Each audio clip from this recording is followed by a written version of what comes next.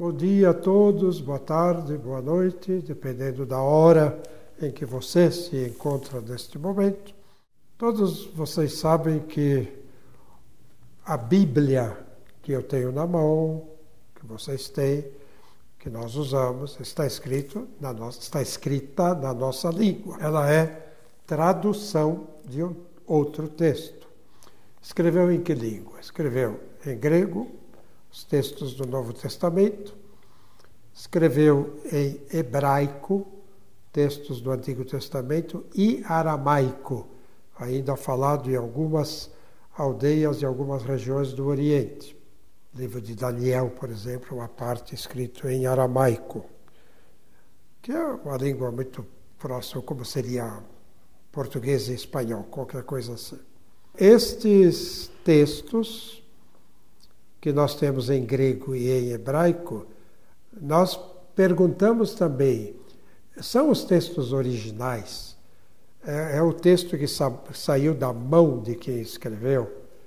Então nós sabemos também que pesquisando, procurando, olhando de um lado e de outro, nós chegamos até o século IV depois de Cristo, e lá encontramos textos como os textos do Monte Sinai, por exemplo, que são do século IV, os textos chamados do Códice Vaticano, que são também do século IV, e encontramos do século V, então um pouquinho mais novo, um códice, um texto chamado, que nós chamamos atualmente de Beza, o Códice de Beza. Beza é o nome de uma pessoa, Teodoro Beza, que recebeu esse texto e entregou na Universidade de Cambridge, na Inglaterra. O texto se chama também Cantabrigense, por causa do lugar lá de Cambridge, na Inglaterra. Se nós pegamos, eu tenho aqui na minha mão o texto do Evangelho de Lucas e dos Atos dos Apóstolos, do Códice de Beza, Cantabrigense, com uma tradução, texto grego e uma tradução. E a gente percebe, então, lendo este texto do Códice de Beza, que não é exatamente o mesmo texto que se encontra nos outros do século IV, seja do Vaticano, seja o Códice Alexandrino, seja o Sinaítico, que é um de grande valor do Monte Sinai. Há umas diferenças de uns e de outros entre esse do século V e esse do século IV, especialmente para os Atos dos Apóstolos e alguma coisa do Evangelho de Lucas. Então, se eu quero ler, por exemplo, os Atos dos Apóstolos, eu tenho dois textos gregos, um do século V, outro do século IV, com diferenças.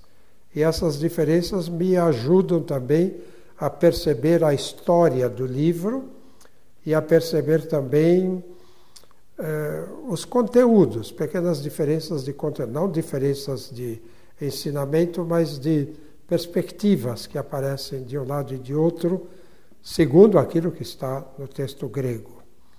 O que aconteceu aqui, então, para a gente poder se situar? Se você lê o Evangelho de Lucas e lê os Atos dos Apóstolos, você percebe uma continuidade de relato entre um livro e outro livro. Os Atos começam dizendo que o autor, ele pesquisou, etc., e ele continua, então, a história no momento em que Jesus estava com os seus discípulos, dando as últimas recomendações e subindo para o céu. Assim terminava o Evangelho de Lucas, no seu último capítulo. O Evangelho de Lucas termina dizendo: Depois levou-os até Betânia e, erguendo as mãos, abençoou-os. E enquanto os abençoava, distanciou-se deles e era elevado ao céu. E eles se prostraram diante dele e depois voltaram a Jerusalém com grande alegria e estavam continuamente no templo louvando a Deus.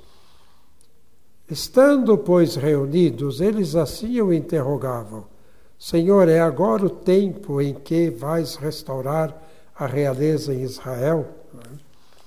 E aí conta que Jesus subiu ao céu.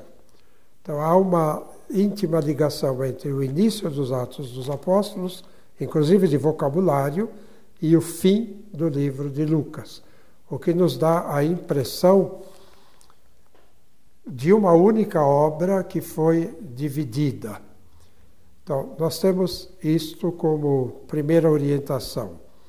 Lucas escreveu, vamos dizer assim, escreveu um livro, uma obra, relatando a vida de Jesus e tudo o que aconteceu desde o batismo desde o início, desde o nascimento, mas desde o batismo de João até o momento em que ele foi levado ao céu, e depois continuou com os primeiros episódios da vida da comunidade cristã, levados avante pela atividade pastoral dos apóstolos, particularmente de Pedro e Paulo. Então ele desenvolve isto numa obra só. Os textos antigos escritos, sejam em pergaminhos, mas sobretudo escritos sobre pedaços de couro, e eram enrolados e colocados dentro de um estojo para ficarem ali guardados. Então, um texto muito grande era difícil guardá-lo dentro do tamanho dos padrão dos estojos. Então, o que faz, uma hipótese, o que faz Lucas ou alguém com Lucas? Divide a obra de Lucas em duas. Então, temos o Evangelho, a descrição e o relato da vida de Jesus, e temos os Atos dos Apóstolos, dos dois apóstolos, Pedro e Paulo, que formam o segundo livro. Os dois seriam obras do mesmo autor, Lucas, num só momento, dividido em dois, o que resultou em dois livros. Então temos Evangelho e temos Atos.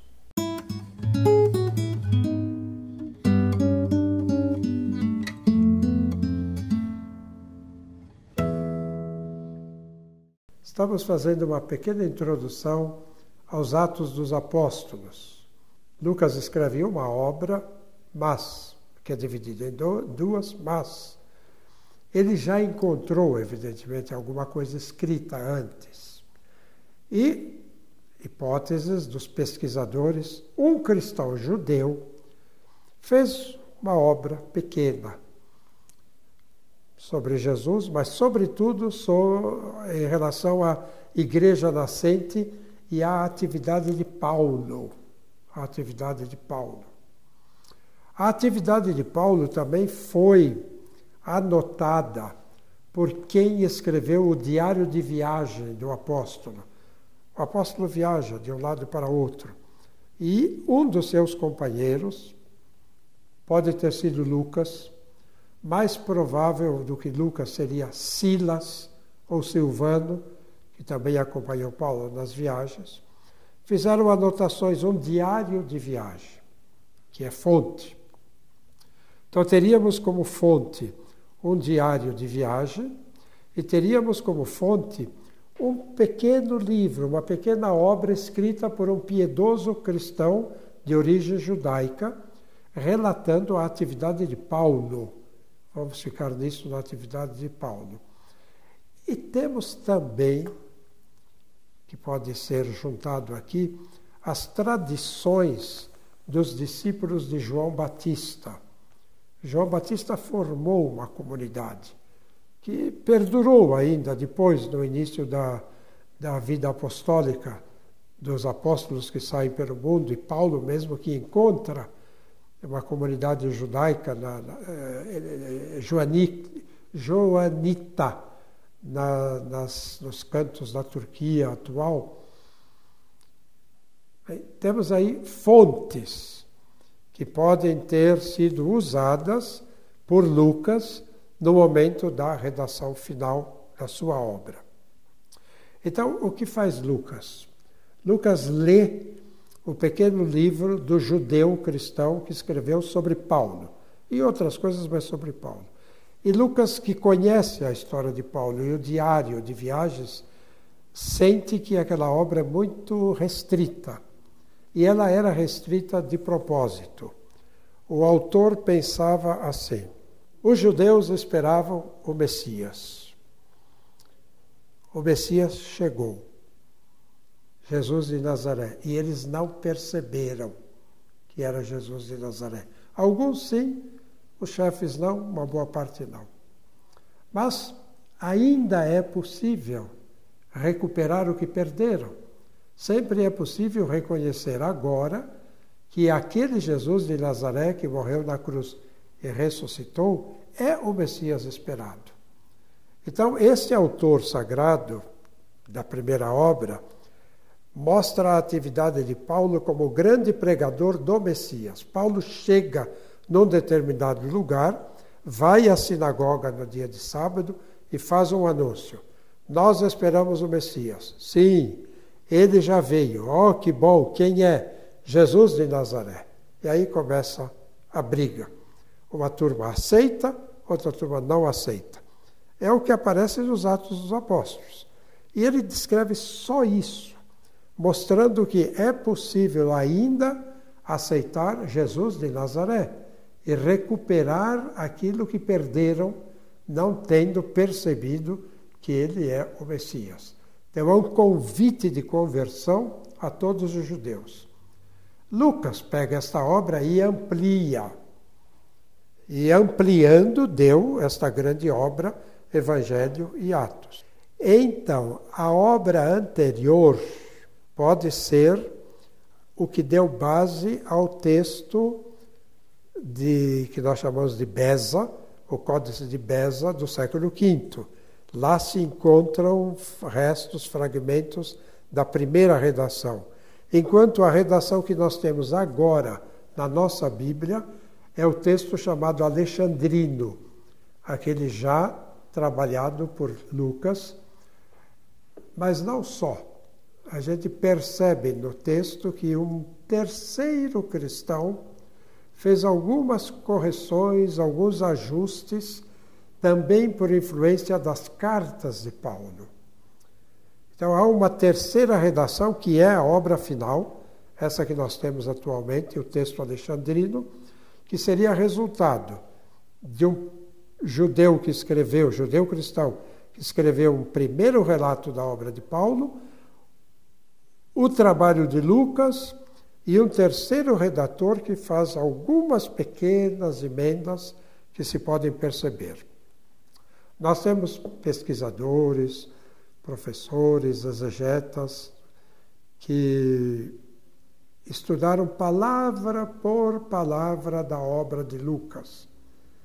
E Padre Boamar, por exemplo, da Escola Bíblica de Jerusalém, dominicano já falecido, tem vários volumes sobre esse assunto. Ele leu e estudou palavra por palavra para estudar o estilo de Lucas e perceber quando o texto não retratava o estilo de Lucas. Então ele dizia, isto não é obra de Lucas, isto aí pode ser obra de uma terceira mão que apareceu aqui, ou de uma primeira anterior, que escreveu antes. Então, estudo aprofundado, dedicação de uma vida, resultado de uma pesquisa realmente de ciência bíblica, que nos ajuda a poder ler agora com certa tranquilidade. Muitas coisas são hipotéticas, muitas coisas são discutidas, mas há um valor científico nesta pesquisa, nessa busca. Então, quando lemos os Atos dos Apóstolos hoje, estamos lendo, na nossa tradução, o texto alexandrino. Este texto do Códice de Beza, ele tem uma história. Como tem uma história, o texto do Vaticano, que é dos melhores, como grego, como conservação, que está lá na biblioteca. O texto sinaítico do Mosteiro de Sinai, que está lá na Inglaterra também, o original.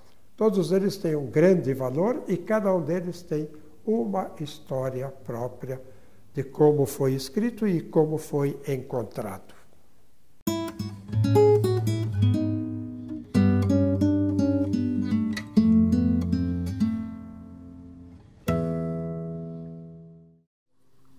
Estamos fazendo uma pequena introdução aos Atos dos Apóstolos. São João Apóstolo evangelizou lá as costas da Turquia, Éfeso e Esmirna, toda aquela região por ali. Um dos seus discípulos teria sido São Policarpo, que foi o bispo de Esmirna.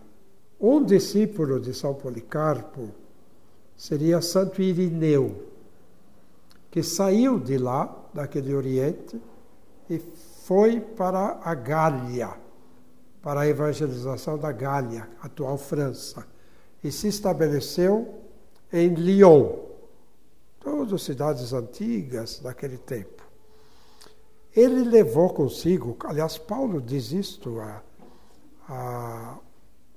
nas suas cartas, pedindo que Timóteo leve para Roma os rolos de pergaminhos que ele tinha deixado lá em algum lugar. Então, foi levado para Lyon, naquele momento, rolos da Bíblia. Os missionários que viajaram, que levaram os rolos que costumavam usar. Rolos porque era enrolado, o texto era enrolado e colocado em estojo. Santo Irineu levou os seus livros consigo. Esses livros foram guardados em Lyon e lá ficaram num mosteiro chamado Mosteiro de Santo Irineu. Depois, séculos depois, nas divergências, quando surgiram, depois as divisões, né, apareceram os protestantes da época, huguenotes, por exemplo, na França. Esses huguenotes, num momento, atacaram os católicos de Lyon e atacaram o mosteiro de Santo Irineu. E tiraram do mosteiro aquele códice, aquele rolo que lá se guardava durante séculos, que era o texto da Bíblia vindo de Esmirna, vindo do Oriente. E entregaram, graças a Deus, a uma pessoa inteligente, a uma pessoa sábia, que era um huguenote também, um professor, chamado Teodoro Beza. E o Teodoro Beza, vendo aquela preciosidade, o texto do século V, entregou o texto à Universidade de Cambridge, na Inglaterra. E lá se encontra, então, o original, este texto do Códice Beza de Santo Irineu de Lyon. Tem essa história.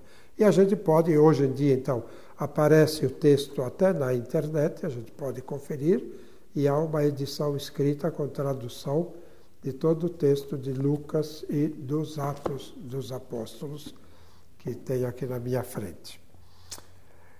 Então, ele nos dá informações para o estudo dos Atos dos Apóstolos e para dizer que Lucas fez uma obra ampliada, completando com o diário de viagem, provavelmente escrito por Silas, completando as informações obtidas no início.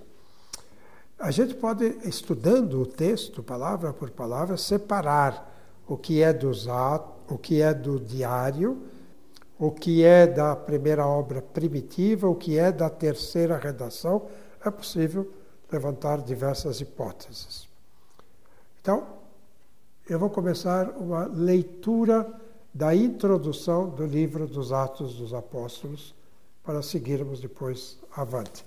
Quando estudamos algumas cartas, a gente já viu muita coisa dos Atos, porque as cartas relatam a vida de Paulo, assim como os Atos. Mas os Atos são um relato de Lucas, no caso. Ficamos com isto.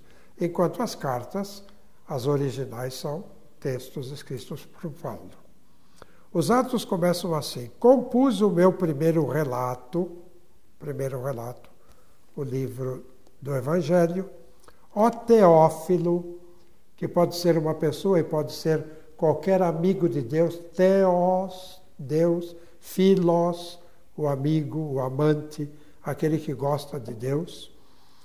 Compus o meu primeiro relato a respeito de todas as coisas que Jesus fez e ensinou desde o início até o dia em que foi arrebatado, depois de ter dado instruções aos apóstolos que escolhera sob a ação do Espírito Santo.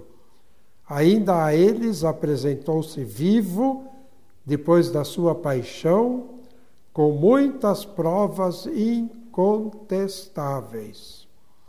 Apresentou-se vivo com muitas provas incontestáveis. Durante 40 dias apareceu-lhes e lhes falou do que concerne ao reino de Deus. Uma outra tradição aqui. Há uma tradição que diria tudo aconteceu na cruz e na ressurreição. Cruz, ressurreição, um ato só, envio do Espírito. Aqui há um distanciamento de 40 dias, que o número 40 é sempre um número simbólico, de permanência ou de visão do ressuscitado. Então, o Espírito de Deus é dado aos apóstolos no dia da ressurreição e se manifesta 50 dias depois da Páscoa, 40 dias a Ascensão, 10 dias depois Pentecostes, se manifesta naquele dia. Então, apareceu-lhes, lhes falou do que concerne ao reino de Deus. Apareceu-lhes significa foi visto, é o verbo ver, foi visto, deixou-se ver e lhes explicou o que significa o reino de Deus. Então, no decurso de uma refeição, ordenou-lhes que não se afastassem de Jerusalém, mas que aguardassem a promessa do Pai, a qual ouvistes da minha boca. João batizou com água, vós sereis batizados com o Espírito Santo dentro de poucos dias. Este é o início dos Atos dos Apóstolos.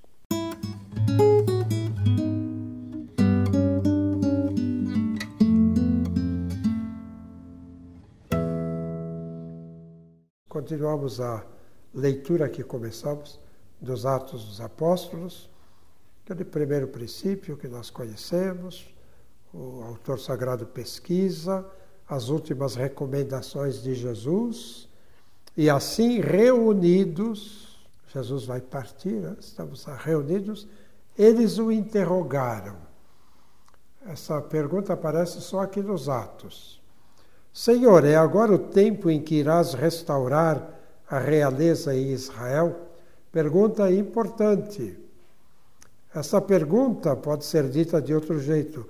O Senhor está se despedindo, está partindo, vai subir ao céu. Não está esquecendo de nada, não? Não está esquecendo de restaurar o reino de Israel, o trono de Davi? Não é para isso que o Messias veio? Então, a visão do Messias temporal, Messias político, Messias poderoso que restaura o reino de Israel, expulsa os romanos. Ótimos desejos, sem dúvida alguma. Mas a resposta de Jesus: não compete a vós conhecer os tempos e os momentos que o Pai fixou com a sua própria autoridade. Ele não desfaz o desejo de restaurar a realeza em Israel. Ele diz cada coisa no seu tempo e pertence ao Pai. Vocês recebereis uma força, a do Espírito Santo, que descerá sobre vós, e sereis minhas testemunhas em Jerusalém, em toda a Judeia, na Samaria, até os confins da terra. Essa é a resposta de Jesus. Não nega, não afirma e diz: o tempo da restauração pertence ao Pai, vocês receberão uma força do Espírito para irem pelo mundo afora. Mundo inteiro. Fazer o quê? Restaurar a realeza de Davi, certamente não como foi pensada com justiça, com direito, pelo povo de Israel. Que o trono de Davi se reorganize, que nós sejamos um povo livre, mas o povo de Israel, neste momento, é um povo simbólico. Ele é o símbolo da liberdade para todas as nações. E o trono de Davi é o trono do Cristo Salvador. E é ele que vai, com os seus amigos, não? Cheios da força do Espírito, restaurar a realeza de Davi, não um reino que perece com o ataque do primeiro rei contrário, mas um que terá a duração para sempre. Este reino de Davi, então, para os apóstolos, para os judeus da época, seria simplesmente um reino naquele território de Israel de hoje. Aqueles invasores romanos expulsos. A perspectiva de Jesus é outra, é mais ampla. Então, mas ele não quer também dar para nós, durante 1000 anos, por exemplo, né, um pouco de paz, um bom governo, alguém que...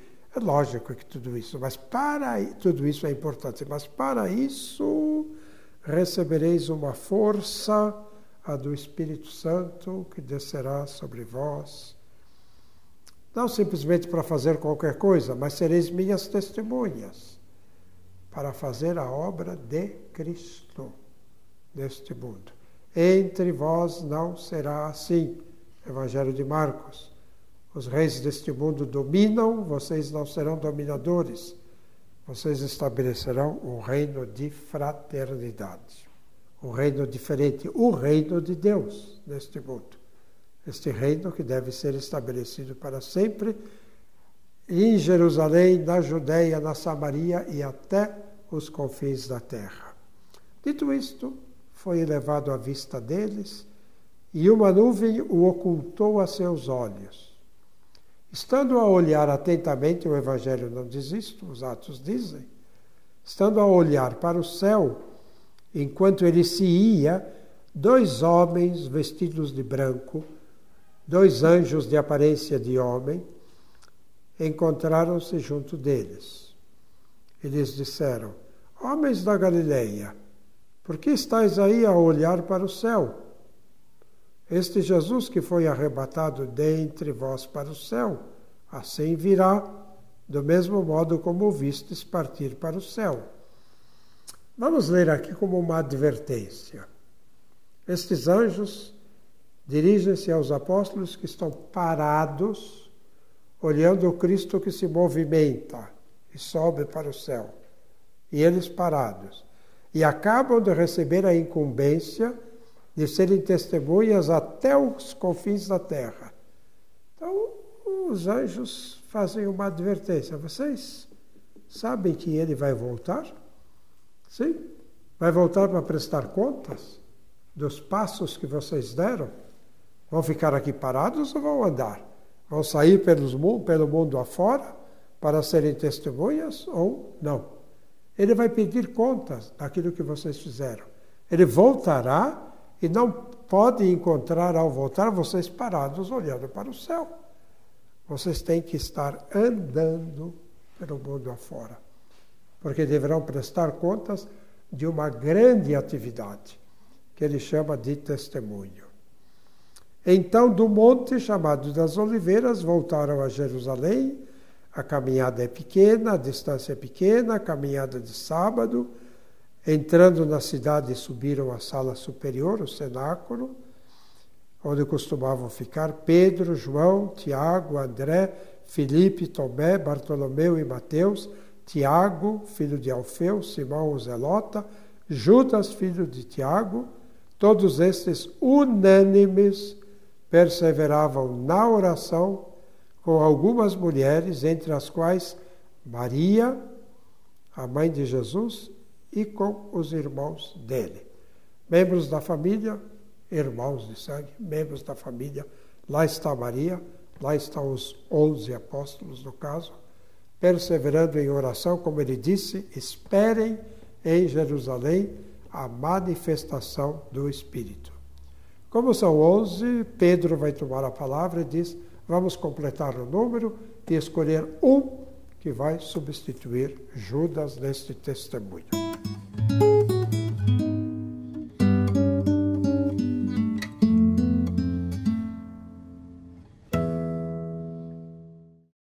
Começamos a leitura dos Atos dos Apóstolos. Jesus subiu ao céu.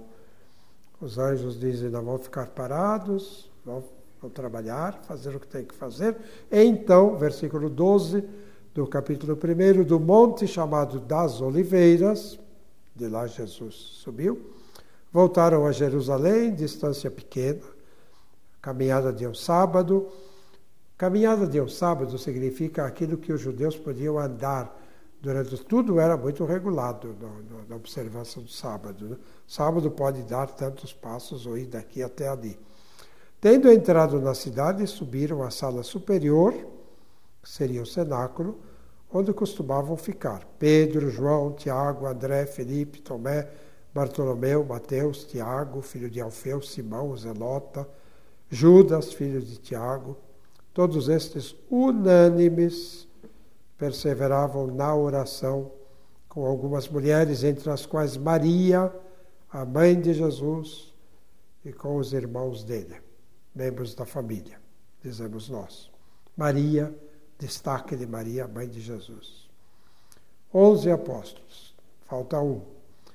Naqueles dias, Pedro levantou-se no meio dos irmãos. Pedro, por que Pedro? Porque Pedro era o chefe. Há alguns que dizem, não, Pedro não era nada. Sempre há um destaque de Pedro. Aí outros vão dizer, sim, Pedro, mas não os seus sucessores. Por que não os seus sucessores? Pedro teve uma função e outros ocuparam a função de Pedro ao longo dos séculos, até o dia de hoje. Francisco, que é o sucessor de Pedro. Não é o sucessor de Bento, é o sucessor de Pedro. Continua a obra dada ao primeiro dos apóstolos. Pedro levantou-se. O número das pessoas reunidas era de mais ou menos 120. Então já estão no outro espaço aqui. Pedro disse, irmãos, era preciso que se cumprisse a Escritura em que por boca de Davi o Espírito Santo havia de antemão falado a respeito de Judas, que se tornou o guia daqueles que prenderam a Jesus. Ele era contado entre os nossos e recebera sua parte nesse ministério. Este homem adquiriu um terreno com o salário da iniquidade, o que recebeu dos sacerdotes.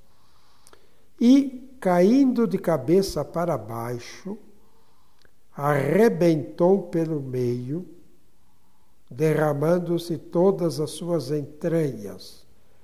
É um texto da sabedoria. Caindo de cabeça para baixo, arrebentou-se, as tripas saíram para fora. O fato foi tão conhecido de todos os habitantes de Jerusalém que esse terreno foi denominado na língua deles Acéldama, isto é, campo do sangue. Pois está escrito no livro dos Salmos, fique deserta a sua morada e não haja quem nela habite, e ainda um outro receba o seu encargo. Era necessário, pois, que dentre estes homens que nos acompanharam todo o tempo em que o Senhor Jesus viveu em nosso meio, a começar do batismo de João, até o dia em que dentre nós foi arrebatado, um destes se torne conosco testemunha da sua ressurreição. Então, vai ser escolhido um testemunha da ressurreição do Senhor. Apresentaram-se dois, José, chamado Barsabás e cognominado Justo, e Matias. Fizeram esta oração. Tu, Senhor, que conheces o coração de todos, mostra o qual destes dois escolheste para ocupar o lugar que Judas abandonou no ministério do apostolado, para dirigir-se ao lugar que era o seu. Lançaram sortes sobre eles e a sorte veio a cair em Matias, que foi então contado entre os 12 apóstolos. Rezaram, procuraram um que fosse testemunha da ressurreição, lançaram sortes, o que cair, caiu, e as sortes caiu em Matias. Os irmãos coptas ainda escolhem assim o seu patriarca. Por meio de sortes, uma criança tira um nome daqueles que são os propostos, e o nome que cai é o patriarca. Então, Matias agora é apóstolo e completa o número dos 12. Depois teremos Paulo, que aparece também. Um apóstolo escolhido de outra forma, mas com a mesma dignidade dos apóstolos que aqui estão. Então a gente percebe que o livro vai descrevendo uma comunidade que está nascendo. São 120 irmãos agora lá presentes neste momento da escolha de Matias. Uma comunidade que existe e a força está na comunidade reunida. A força está neste povo que não é um povo simplesmente que entrou e saiu sem saber por quê. Mas é uma igreja que é formada. Há um Pedro que fala, sem dúvida alguma. Há esses 12 apóstolos que lá estão, mas há 120 irmãos, que significam uma presença de pessoas que formam a comunidade. E aí vem a descrição de Pentecostes. Então, completado o dia de Pentecostes, estavam todos reunidos no mesmo lugar. Veio do céu um ruído, como de um vendaval impetuoso que encheu toda a casa onde se encontravam. Línguas de fogo aparecem, se repartem e pousam sobre a cabeça de cada um deles. Ficaram repletos do Espírito Santo e começaram a falar em outras línguas, conforme o Espírito lhes concedia que se exprimissem. 50 dias depois da Páscoa, festa das colheitas, naquele dia Pentecostes, 50 dias, o Espírito se manifesta.